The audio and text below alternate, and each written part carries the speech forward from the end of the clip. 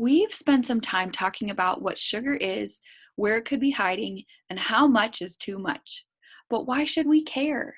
And what's the big deal about eating more sugar than is generally recommended? In this module, we will be exploring the health implications of a high sugar intake.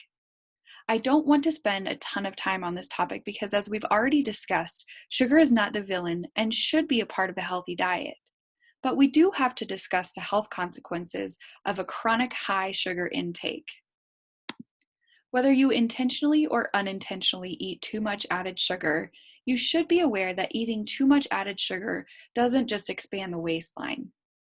Chronic conditions like heart disease and diabetes are among the leading causes of death worldwide and are not always visible from the outside. Scientists are focusing on a set of underlying metabolic issues that raise the risk for chronic diseases. As it turns out, long-term overconsumption of added sugars is linked to many of these health issues.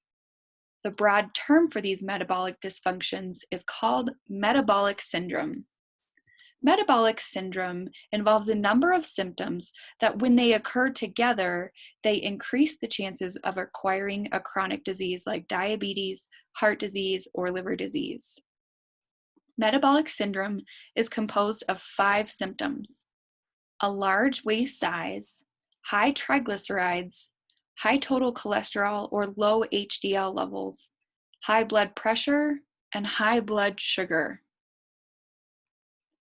Many, but not all people with metabolic syndrome are overweight or obese. Generally, people who consume too many added sugars are more likely to become obese and get metabolic syndrome. But you don't have to be overweight to have metabolic syndrome. A lifetime of eating more sugar than you need could catch up to you. But the good news is that you're taking action.